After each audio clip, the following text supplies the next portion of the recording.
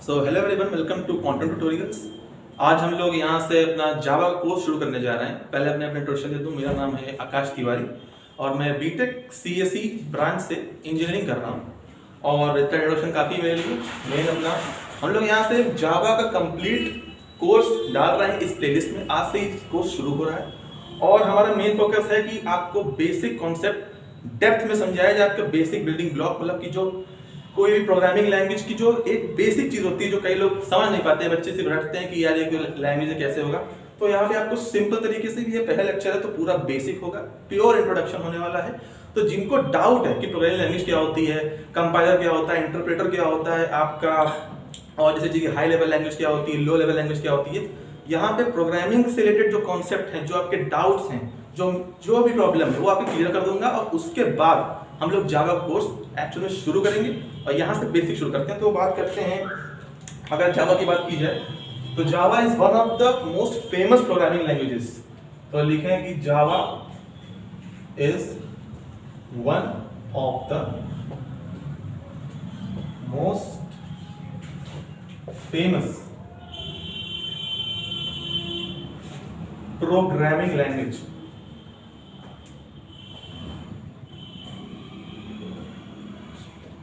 Programming language.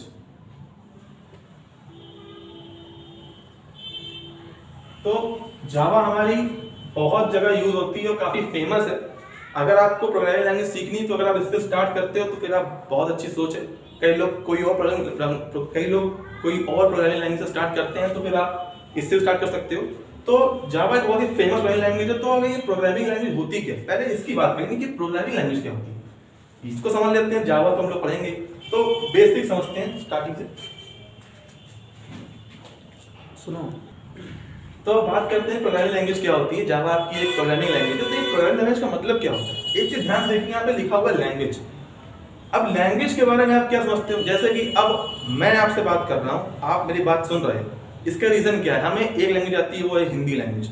Hindi language मुझे आती है तो मैं बोल पा रहा हूँ, हिंदी लैंग्वेज आप समझ पाते हो तो आप मेरी बात को समझ पा रहे हो। तो यही रीजन है कि हमारे बीच में जो कनेक्शन है, जो हम लोग अपने विचार का आदान प्रदान कर रहे हैं, वो हिंदी लैंग्वेज की वजह से कर रहे हैं। तो सिंपली ये भी एक प्रोग्रामिंग लैंग्वेज ही होती है जावा। और ये लैंग्वेज क्यों, जैसे कि अगर बात करें कंप्यूटर में, कंप्यूटर को एक लैंग्वेज समझ में आती है, वो है मशीन लैंग्वेज। मशीन लैंग्वेज क्या मतलब?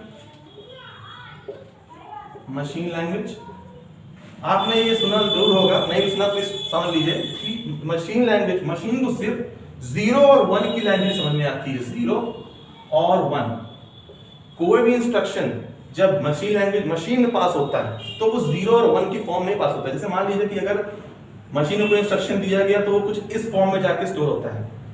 तो क्या आप इसे पढ़ सकते हो? नहीं पढ़ सकते, क्योंकि ये मशीन लैंग्वेज, ये सिर्फ मशीन को समझ में आ सकती है। तो इसको समझने के लिए हम लोग प्रोग्रामिंग लैंग्वेज का यूज करते हैं कि ये ऐसी लैंग्वेज होती है जो मशीन को समझ सकती है। मशीन का मतलब कंप्यूटर, मशीन कैसी हो सकती है, लेकिन अभी हम लोग यहाँ जावा सीख रहे हैं तो वो कंप्यूटर में यूज होती है।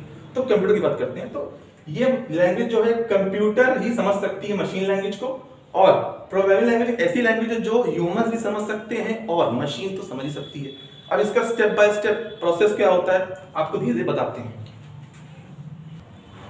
तो अब तक आपको समझ आ गया होगा कि प्रोग्रामिंग लैंग्वेज होती क्या है। जावा हमारी प्रोग्रामिंग लैंग्वेज है। और बात करें तो क्या जावा के अलावा कोई प्रोग्रामिंग लैंग्वेज होती है? जी हाँ, बिल्कुल होती है। आपने अगर सुना हो C++ होती है, आपने पाइथन का नाम सुना होगा आपने, और जैसे कि जावा तो है ही अपनी, और भी बहुत सी लैंग्वेजेस होती हैं जिनको प्रोग्रामिंग लैंग्वेज की कैटेगरी में डाला जाता है। इनका मेन फीचर क्या है? इनमें से कोई भी लैंग्वेज आप पढ़ोगे तो आप सिस्टम से अपनी बातें कर पाओगे, उसके इंस्ट्रक्शंस दे पाओगे सिस्टम को कि आप करवाना क्या चाहते हो। जैसे इंस्ट्रक्शन देने का मतलब क्या, कि मैं आपको अभी ये समझा रहा सब कुछ तो आप समझ ले रहे हो, आपको करना क्या, आपको सिर्फ पढ़ना है। मैं इंस्ट्रक्शन देना चाहता हूँ अपने सिस्टम को कि यार मुझे एक सॉफ्टवेयर बनाना है, कोई ऐप बनाना है। तो ऐप बनाने के लिए आपको सिस्टम को इंस्ट्रक्शन देने पड़ेंगे। वो इंस्ट्रक्शंस एक लैंग्वेज के फॉर्म में, एक सिंटेक्स के फॉर्म में दोगे। और लैंग्वेज कैसी होगी? लैंग्वेज ऐसी होगी, पाइथन होगी या जावा होगी या C++ होगी। अभी हम लोग बात करते हैं सिर्फ जावा के बारे में, तो हम लोग जावा के बारे में ही बात कर लेते हैं। जावा अब क्या है, यहाँ शुरू करते हैं। जावा को शुरू किया था, जावा को इन्वेंट किया गया था, इन काफी लोगों ने इसको इन्वेंशन किया है। जो one of the famous inventor हैं इसके, वो है James गॉसलिन। James गॉसलिन is one of the inventors of Java. इन्होंने इसको 1991 में बनाया था। ये सन माइक्रोसिस्टम्स एक कंपनी है, Sun microsystems in USA. One of the inventor थे जेम्स गॉसलिन, इन्होंने इसको 1990 में बनाया था। यूएसए में है ये सन माइक्रोसिस्टम्स। और इसे स्टार्टिंग में जो जावा हम लोग आज समझ रहे हैं, इसका स्टार्टिंग का नाम था ओक। इसको स्टार्टिंग में ओक बोला गया था, ओक। इसका स्टार्टिंग का नाम ओक था। और इसकी जावा की सबसे खास बात यह है कि ये purely object oriented programming language पे बेस्ड है। Object oriented, it is purely object oriented programming.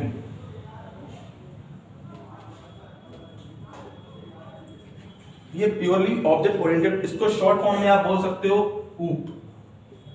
इसका शॉर्ट फॉर्म है ये इसका।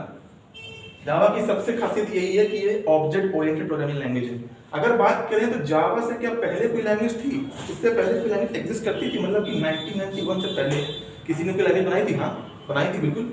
वो थी आपकी सी, और सी के बाद थोड़ा सा एक्सटेंशन करके इसमें C++ बनाई गई थी। अगर आप जावा पढ़ रहे हैं तो ये बात आपको पता होना चाहिए कि जावा निकल के आई है C++ से। क्यों? क्योंकि C was the first language, और इसमें कुछ कमियां जेम्स गॉसलिन सर को लगी कि इसमें कुछ कमियां हैं।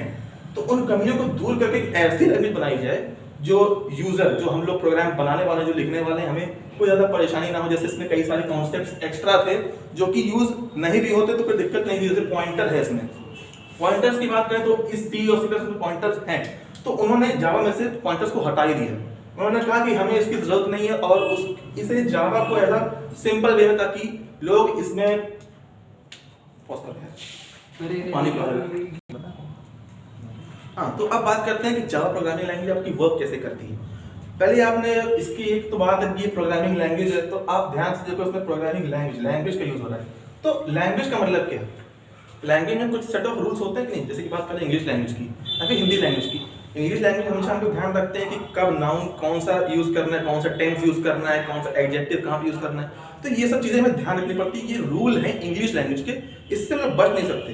तो जावा की एक प्रोग्रामिंग लैंग्वेज है, तो हर एक लैंग्वेज का कोई ना कोई रूल्स तो होंगे, सेट ऑफ रूल्स होंगे ही होंगे, तो उसको भी हमें याद रखना होगा।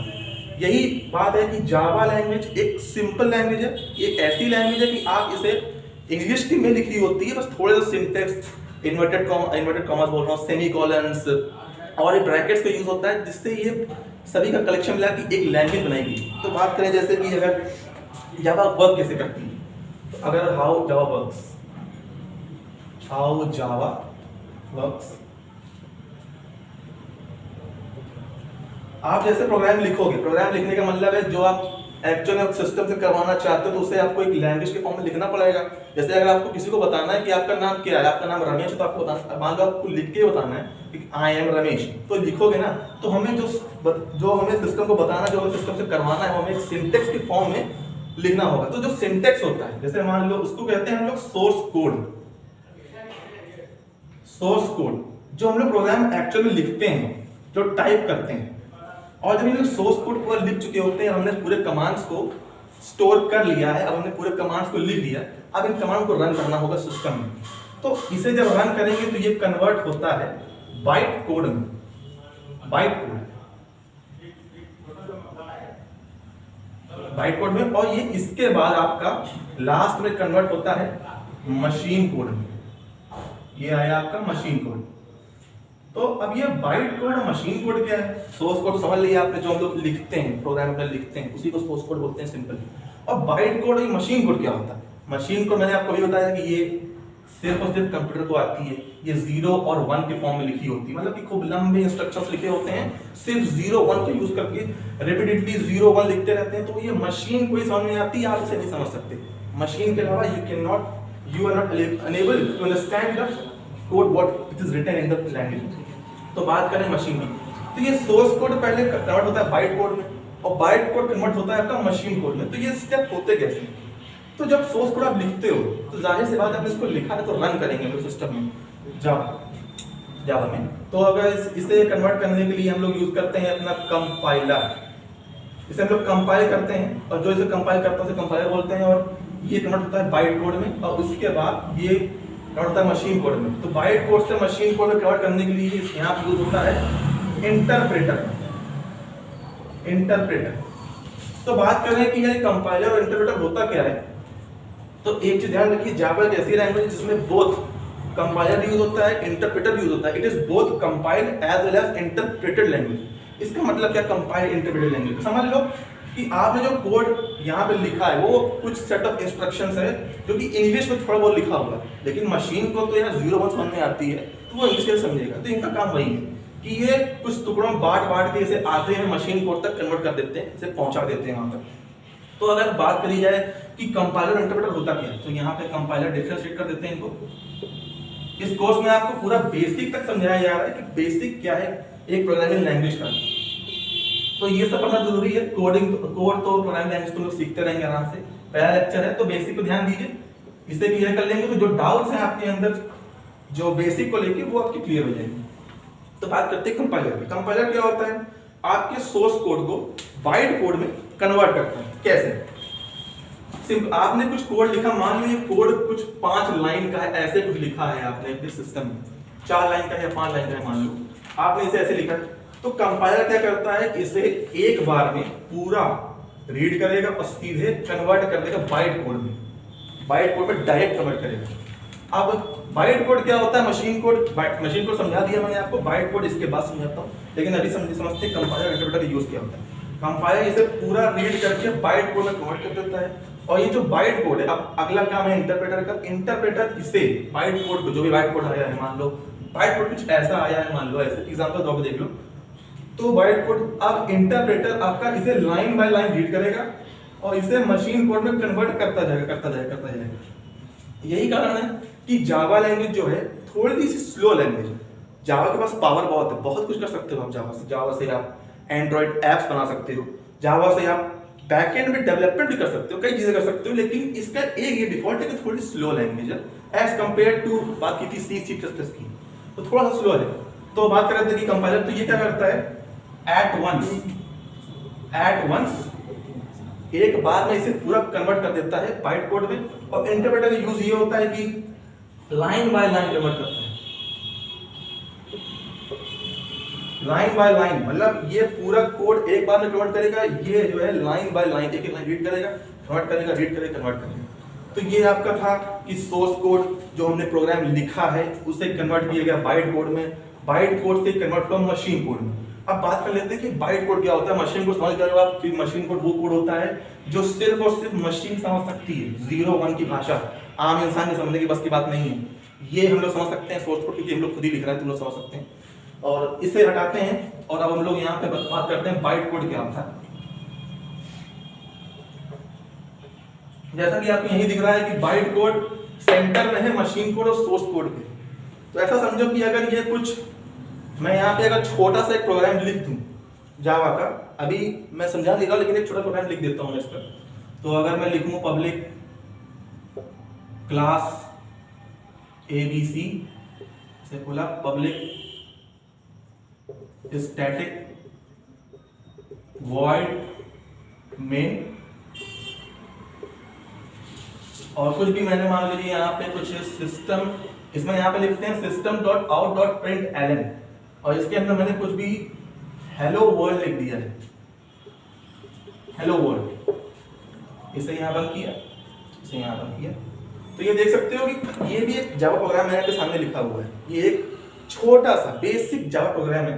तो अभी समझो मत क्या होगा, लेकिन इतना समझो कि आपको दिख रहा होगा कि ये इंग्लिश में लिखा हुआ है पब्लिक क्लास ABC, आप पढ़ ले रहे हो इंग्लिश में तो है, बस ये थोड़े से ब्रैकेट्स लगे हुए हैं, सेमीकोलन लगा हुआ है, यहाँ पे system.out.println लिखा हुआ है। तो ये है तो इंग्लिश में, लेकिन ये भाषा मशीन मतलब कि कंप्यूटर को समझ में नहीं आने वाली, तो इसको कन्वर्ट करते हैं बाइट कोड में। अब मशीन कोड आप समझ रहे हो कि मशीन कोड प्योर 0 1 की भाषा है। मान लो कि ये पूरा कोड इसने रीड किया, इसने इस फॉर्म में इसको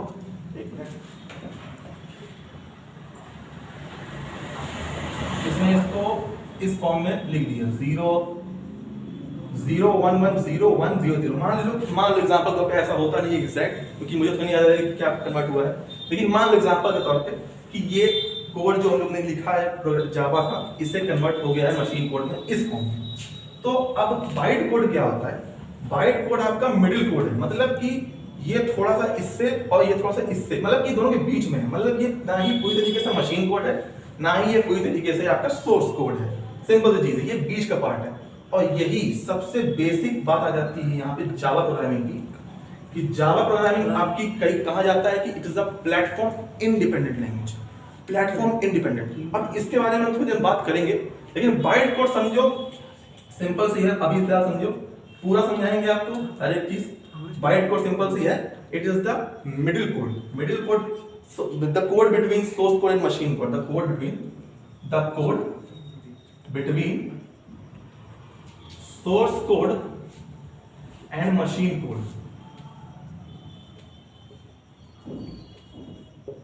तो ये बीच का कोड होता है सोर्स कोड से और मशीन कोड के बीच में।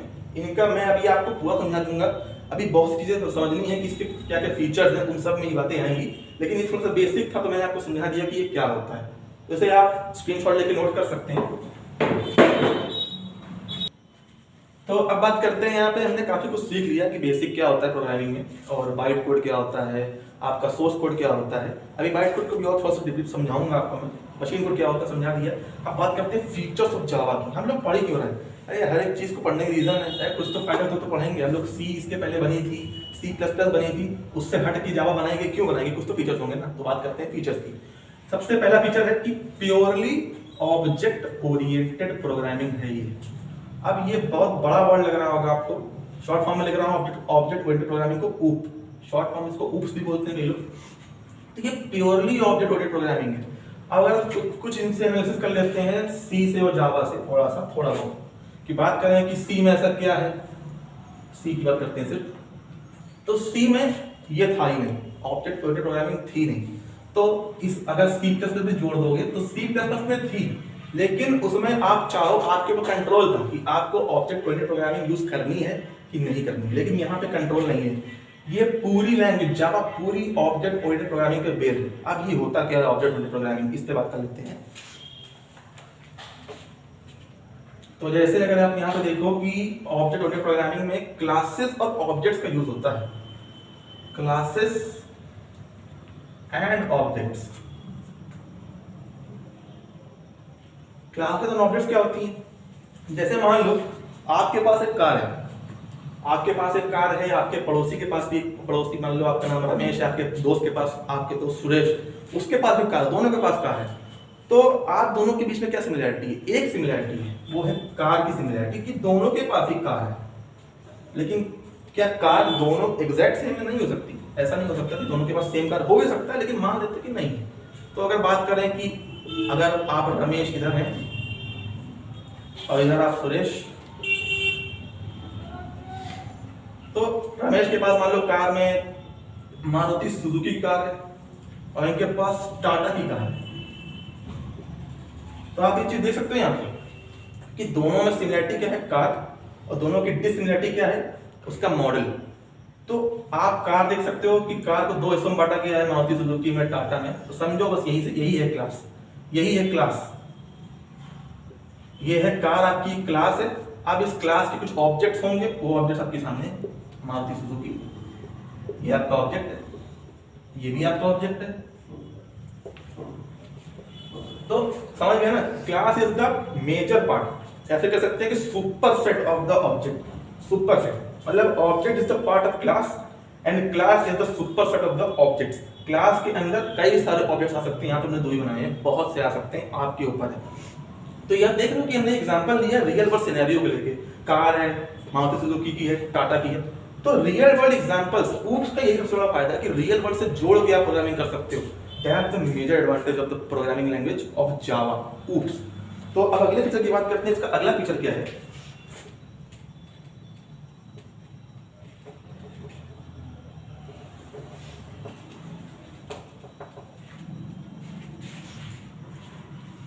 अगला फीचर है इसका प्लेटफॉर्म इंडिपेंडेंट। इसका अगला फीचर है प्लेटफॉर्म इंडिपेंडेंट।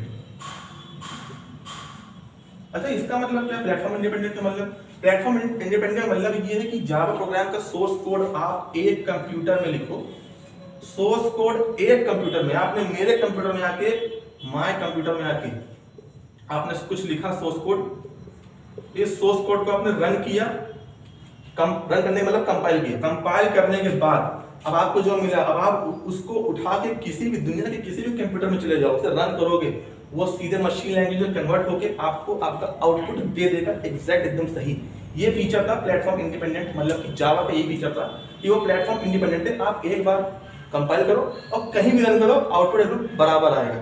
अब जैसे यहीं पे बात कर लेते हैं कि बाइट कोड क्या था, थोड़ा सा कंफ्यूजन हो सकता है, बाइट कोड को लेकर से क्लियर कर देते हैं कि बाइट कोड क्या था। आप जब सोर्स कोड कैसे लिख देते हैं, सोर्स कोड को जब आप कंपाइल करते हैं, कंपाइल किया आपने, तो वो कन्वर्ट होता है बाइट कोड में। इंटरप्रेटर बाद में यूज होता है, तो 20 से बाइट कोड क्या होता है, तो सोर्स कोड जब आप कंपाइल करते हो तो कन्वर्ट होता है बाइट कोड में। अच्छा, अब ये बाइट कोड जो जनरेट हुआ है ये डिपेंड करता है वर्चुअल मशीन पे। अब वर्चुअल मशीन क्या होती है? एक ऐसी चीज है कि दुनिया के किसी भी कंप्यूटर में जाओगे, बाइट कोड एक ही सोर्स कोड का बाइट कोड हमेशा सेम आएगा, किसी भी कंप्यूटर में कर दो आप। आपने मेरे कंप्यूटर में आके सोर्स कोड को कंपाइल करके बाइट कोड में कन्वर्ट किया, आप इस बाइट कोड को उठाइए, किसी भी कंप्यूटर में लेके जाइए, रन कराइए, वो मशीन लैंग्वेज में कन्वर्ट होकर आपका आउटपुट आपको दे देगा। तो इसका फायदा क्या है? इसका फायदा यही है कि बाइट कोड कभी भी डिपेंड नहीं करता किसी कंप्यूटर पे, वो खुद का स्टेबल है, कहीं भी रन करो आउटपुट बराबर एकदम सही आए। अब आप मान लो उसको बाइट कोड उठा के अपने कंप्यूटर पे ले गए, आपने इसको इंटरप्रेटर से पास किया, इंटरप्रेटर के बाद ये मशीन कोड में कन्वर्ट हो गया, आपका जो आउटपुट था आपको मिल गया। अब आप लोग सोच सकते हैं कि सोर्स कोड को डायरेक्ट मशीन कोड में कन्वर्ट कर सकते हैं, क्योंकि ये तो जीरो लैंग्वेज है, 01 की लैंग्वेज, 01 कुछ भी लिख दो, कुछ भी मान लो आया उसका आउटपुट, तो हम लोग बीच में बाइट कोड क्यों यूज करते हैं? यही तो जावा का फीचर है, यही तो है प्लेटफॉर्म इंडिपेंडेंट। कि सी लैंग्वेज में क्या होता था, सी लैंग्वेज में रेफरेंस ले लेते हैं सी लैंग्वेज का, कि वो डायरेक्ट सी लैंग्वेज में आपने कंपाइल किया और डायरेक्ट मशीन कोड में कन्वर्ट कर देता था, डायरेक्ट ऐसा फीचर था। तो फिर जावा में ऐसा करने की क्या जरूरत थी, जरूरत क्यों पड़ी? बताता हूँ। आपने सी लैंग्वेज को कंपाइल किया, कंपाइल करके सीधे मशीन कोड में कन्वर्ट कर दिया, अब आपके पास बीच में बाइट कोड बचा नहीं है, आपके पास बीच में बाइट कोड बचा नहीं है, तो अब आप क्या करोगे? जो आपने कोड लिखा था उसे अब आप उठाओगे कहीं और किसी और सिस्टम में जब रन कराओगे तो आपको बार बार कंपाइल करना पड़ेगा, वो बार मशीन कोड में कन्वर्ट होगा, कहीं और लेके जाओगे, कुछ चेंजेस करोगे इस कोड में, फिर से आपको कंपाइल करना पड़ेगा, फिर से मशीन कोड में कन्वर्ट होगा। लेकिन जावा में क्या होता है? जावा में आपने एक बार सोर्स कोड लिखा, कंपाइल किया, बाइट कोड में कन्वर्टेड, ठीक। अब आप यहाँ पे चेंजेस करोगे भी ना तो दोबारा कंपाइल करने को पूछेगा ही नहीं, वो सीधे यहीं से चेंजेस यहाँ करोगे, यहाँ रिफ्लेक्ट हो जाएंगे चेंजेस और सीधे इंटरप्रेटर से पास होकर मशीन कोड में कन्वर्ट। जावा में ये फीचर है कि बाइट कोड का इसमें बीच में इन्वॉल्व हो रहा है, यहाँ पे यही सबसे बड़ा फीचर है प्लेटफॉर्म इंडिपेंडेंट। क्योंकि मशीन कोड क्या है कि अगर आपका जो सिस्टम है, आपके सिस्टम में जो कोड बन के आया है, मान लो मशीन कोड में कुछ ऐसे बन के आया है 00011 ऐसे भी बन के आया है, तो जरूरी नहीं है कि जब आप इस प्रोग्राम को मेरे सिस्टम में रन करोगे, सी लैंग्वेज को मेरे सिस्टम में रन करोगे या फिर अपने सिस्टम में रन करोगे, तो मेरे सिस्टम का अगर अपने सिस्टम में रन करोगे तो क्या होगा? जरूरी नहीं कि यही आएगा, थोड़ा चेंजेस हो सकते हैं। यही थी मशीन कोड की थोड़ी सी डिसएडवांटेज की यार, मतलब कि मुझे इसीलिए हम लोग को सी लैंग्वेज को बार बार कंपाइल करना ही पड़ेगा। हमें जब तक सी लैंग्वेज को बार बार कंपाइल करेंगे करना ही पड़ेगा अलग अलग सिस्टम्स में कन्वर्ट करने के लिए मशीन कोड। तो यही था फीचर, इसमें बाइट कोड ऐड कर दिया, बस एक बार कंपाइल करना पड़ा हम लोग को और कन्वर्ट हो गया बाइट कोड में। अब इस बाइट कोड को उठाइए, कहीं भी लेके जाइए, सीधे कहीं भी सिस्टम में कन्वर्ट कीजिए, इंटरप्रेटर से सीधे मशीन कोड कन्वर्ट हो जाएगा। अच्छा, तो अब ये तो इसका फायदा हो गया प्लेटफॉर्म इंडिपेंडेंट का।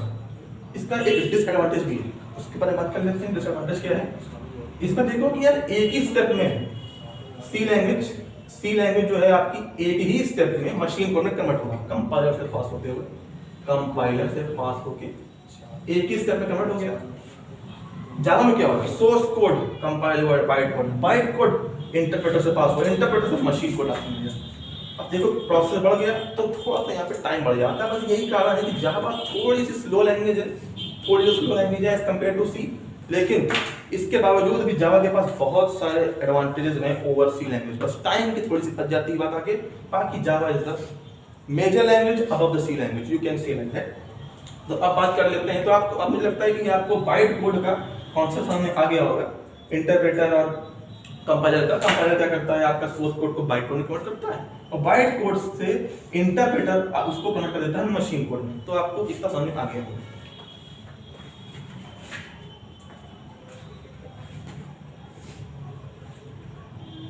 तो चल रहा है। तो अब अगले फीचर की बात कर लेते हैं कि जावा का अगला फीचर क्या है। It's a high level language. अब कई लोग कंफ्यूज होते हैं हाई लेवल लैंग्वेज में, एक और होता है लो लेवल लैंग्वेज। आप क्लियर कर लेते हैं कि सब होता क्या है हाई लेवल लो लेवल। तो ये रहा आपका एक्चुअली हाई लेवल के साथ, लो लेवल के साथ एक और आता है मिडिल लेवल लैंग्वेज, जो भी कर लेते हैं क्लियर। सब कुछ क्लियर कर लेंगे, आपका सारे कॉन्सेप्ट जितने भी आपको पढ़ाया जा रहा है ये आपको किसी बुक में नहीं मिलेगा। ये है कि आपको जितना सीखने को मिल रहा है यहीं से आप सीख सकते हो अच्छे से। तो बात कर लेते हैं 3 हिस्सों की हाई लेवल लैंग्वेज की। यहाँ पे आते हैं हाई लेवल, मिडिल लेवल और ये low level. High level language क्या होती है? ऐसी लैंग्वेज जो ह्यूमंस को आसानी से समझ में आती है। ह्यूमंस कौन? हम कौन? प्रोग्रामर्स। हम कौन? यूजर नहीं, प्रोग्रामर। हम लोग बनाने वाले हैं, हम लोग कुछ बनाएंगे जावा में, तो हम लोग बनाने वाले हैं, तो ये आता है प्रोग्रामर्स, ठीक है। तो हाई लेवल लैंग्वेज का मतलब है कि which we can understand easily, we can understand easily. जो आपने पहले देखा था कि जो मैंने कुछ लिखा था स्टार्टिंग में, पब्लिक क्लास करके, पब्लिक स्टैटिक वॉइड मेन करके, वही है, वही source code high level language. वो आपको समझ में आ रहा है लिखने में क्या लिखा हुआ है? आप पढ़ पा रहे हो ना, public static class, public class main, system dot out dot println की आप पढ़ ले रहे हो। तो ये आप सिंपली पढ़ ले रहे हो आराम से, तो ये हाई लेवल लैंग्वेज है, क्योंकि आप आराम से पढ़ ले रहे हो, आपको समझ में आ रही है। We can understand easily. Low level, we can not understand easily, छोड़िए we can not understand, we can not understand. क्यों? क्योंकि ये वही चीज है जो मैं आपको बता रहा था बार बार, मशीन कोड। ये भी 0, 1 और 1 के फॉर्म में लिखी होती है। आप लो लेवल लैंग्वेज बोल दीजिए, या फिर इसे मशीन कोड बोल सकते हो, आप डायरेक्टली मशीन कोड भी बोल सकते हो। बस ये डिफरेंशिएट कर रहा हूँ कि लो लेवल लैंग्वेज क्या होती है, हाई लेवल लैंग्वेज क्या होती है, मिडिल लेवल लैंग्वेज क्या होती है। तो जावा आपकी, आप कई लैंग्वेज दे सकते हो। जावा है आपकी हाई लेवल लैंग्वेज है, और भी लैंग्वेज आती हैं आपकी, पाइथन ले लो, पाइथन भी आपकी हाई लेवल लैंग्वेज है। और लो लेवल लैंग्वेज कोई कैटेगरी नहीं होती, इनका एक ही कैटेगरी है, मशीन कोड, जो कि 0 1 के फॉर्म में। अब बात करते हैं मिडिल लेवल लैंग्वेज की। हालांकि इंपॉर्टेंट आपका हाई लेवल लो लेवल ही होता है, लेकिन बीच में आ जाते हैं क्योंकि जो सी लैंग्वेज है आपकी वो मिडिल लेवल लैंग्वेज है। ये सब एक्स्ट्रा इसलिए बता रहा हूं ताकि आप थोड़ा सा रिलेट कर पाए कि इसमें अंतर क्या है, आपको अच्छे समझ में आएगा। सी जो है आपकी मिडिल लेवल लैंग्वेज है। ऐसा क्यों? अब इसकी अगर बात की जाए तो जावा जो है आपको अच्छे समझ में आती है, मतलब समझ में आने का मतलब है आपके सिंटेक्स इसका अच्छे से पढ़ सकते हो, समझ सकते हो क्या लिखा हुआ है, कौन सी लैंग्वेज लिखी हुई है। सी में क्या होता है? सी भी एक तरीके से हाई लेवल लैंग्वेज ही है, लेकिन इसका थोड़ा सा फीचर है जो उसको अलग कर देता है, इसे मिडिल में ले जाता है। लो लेवल लैंग्वेज में क्या है, आपने देखा 0 1 के फॉर्म में। सी का एक आपको बताऊं कि जावा में जैसे सी की बात करेंगे तो सी में क्या है कि इसका एक्स्ट्रा फीचर ये है कि आप इसके जो मेमोरी कंजम्पशन को कंट्रोल कर सकते हो। मेमोरी कंजम्पशन सी लैंग्वेज में आप मेमोरी कंजम्पशन, जैसे मान लीजिए आपने प्रोग्राम लिखा और वो प्रोग्राम कुछ 4 GB का है, मान लीजिए 4 GB का, आप सी लैंग्वेज से उसे कंट्रोल कर सकते हो, उसे 4 GB से आप 3 GB 2 GB कर सकते हो, इतनी पावर आपको देता है सी लैंग्वेज। लेकिन जो आपका जावा है, हाई लेवल लैंग्वेज है, जावा जो है आपकी वो इतने फीचर नहीं देता आपको। ये थोड़ा सा इसका एक डिसएडवांटेज है कि आप मशीन मतलब कि डेप्थ में इसका मतलब कि मेमोरी कंजम्पशन को कंट्रोल नहीं कर सकते, बस सी में एक्स्ट्रा फीचर है। तो सी में बात करें तो हमने बोला कि मेमोरी कंजम्पशन अच्छा है और ये थोड़ी सी फास्ट है। तो ये सी लैंग्वेज जो है आपकी जावा से इन 2 पॉइंट्स में हमेशा आगे रहेगी। बाकी जावा जो है, जावा के इससे भी ऊपर बहुत से फायदे हैं, गिनवाने आ जाएंगे तो काफी लंबा हो जाएगा वीडियो। तो सी के इतने फायदे हैं और जावा के तो बाकी फायदे हैं ही। तो अब बात करते हैं अगले फीचर की।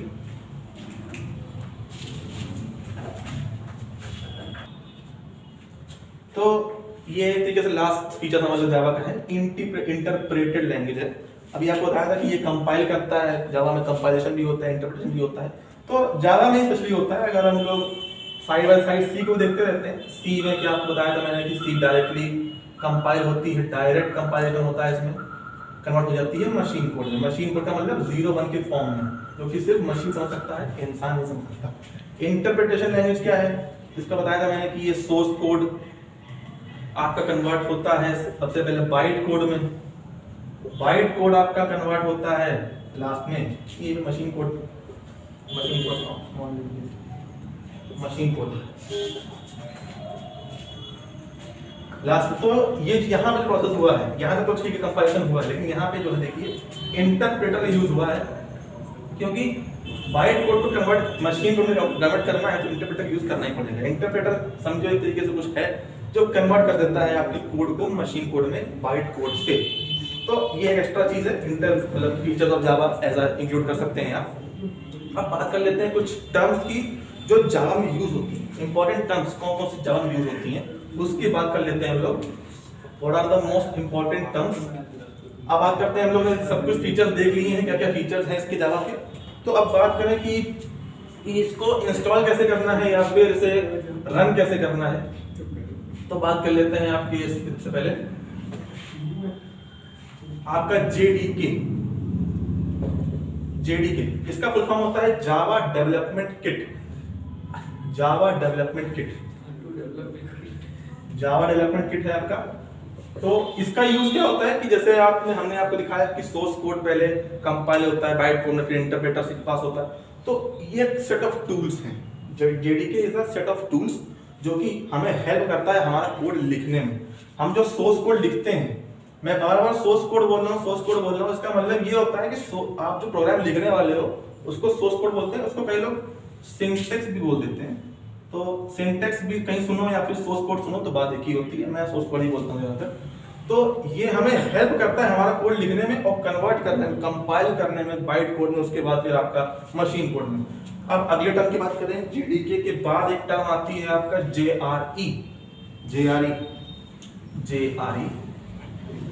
जेआरई का फुल फॉर्म होता है जावा रन टाइम एनवायरनमेंट। जावा रन टाइम एनवायरनमेंट। आप लोगों ने सभी ने सिस्टम यूज किया है, मतलब कंप्यूटर चलाया है, तो आपने नोटपैड और वर्ड का जरूर यूज किया होगा, एमएस वर्ड का। दोनों में क्या चीजें होती हैं, आप दोनों में कुछ ना कुछ टाइप कर सकते हो, अपने टेक्स्ट को एडिट कर सकते हो, और कुछ भी चेंजेस, मान लो वर्ड में कुछ एक्स्ट्रा फीचर्स है, जैसे कि आपकी कुछ फोटो ऐड कर सकते हो, साइन ऐड कर सकते हो, लेकिन नोटपैड में उतने फीचर नहीं होते। तो दोनों का बेसिक यूज क्या है, टाइप करना, टेक्स्ट लिखना, उसे एडिट करना। तो भाई जेआरई वही चीज है, जेआरई हमारा प्रोग्राम को लिखने में, हमारा सोर्स कोड को लिखने में हेल्प करती है। जहां पे हम लोग सोर्स कोड टाइप करेंगे ना, वो होता है जेआरई।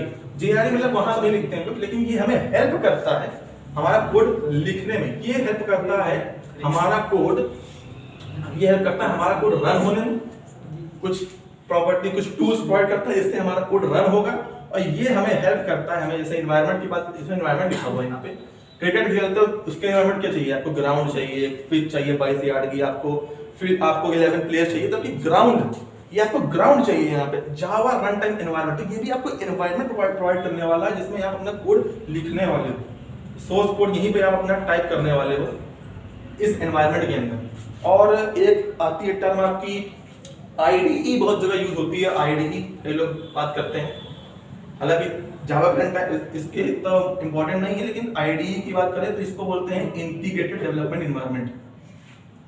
IDE integrated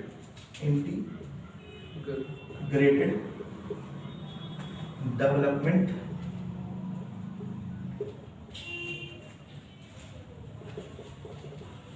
environment.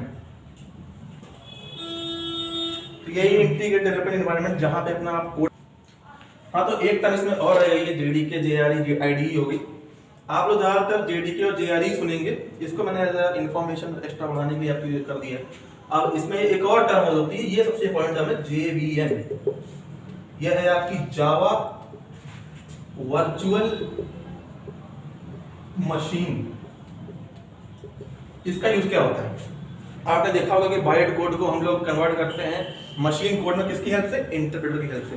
तो इंटरप्रेटर को अगर डायरेक्टली बोला जाए कि इंटरप्रेटर क्या है, तो उसको बोलते हैं जेवीएम। जावा वर्चुअल मशीन यही कन्वर्ट करता है आपका बाइट कोड को। यही एक्स्ट्रा फीचर है आपका, ये एकदम पॉइंट नोट कर लिए चाहे आप, यही एक्स्ट्रा फीचर है जावा में जो आपके बाइट कोड को कन्वर्ट करता है मशीन कोड में। अगर ये आपके सिस्टम में है तो आप कहीं का भी बाइट कोड ले आइए, अपने सिस्टम में चलाइए, वो प्रॉपर तरीके से रन होगा, आपका जो बाइट कोड है उसे प्रॉपर तरीके से मशीन कोड में कन्वर्ट कर देगा। तो जेवीएम का ये यूज है, इसे आप इनडायरेक्टली एज अ इंटरप्रेटर भी बोल सकते हैं। तो आज आपका यहाँ पे बेसिक हम लोगों ने काफ़ी देखा, यहाँ पे जावा का और प्रोग्रामिंग लैंग्वेज का बेसिक बहुत देखा है हम लोगों ने। उम्मीद है आपको अच्छे से समझ में आया होगा। और अगर आपको ये लेक्चर अच्छा लगा हो तो लाइक कर दीजिएगा, चैनल को सब्सक्राइब कर दीजिएगा और अपना सपोर्ट दिखाइए, शेयर कीजिए इसे। और इसी तरह हम लोग वीडियो लाते रहेंगे। ये आपका कोर्स स्टार्ट हो चुका है बेसिक। अगले वीडियो में हम लोग बात करेंगे कि जावा का पहला प्रोग्राम लिखेंगे, उसके सिंटेक्स के बारे में समझेंगे, हर एक लाइन के बारे में क्या क्या यूज है, कैसे करते हैं। So thank you.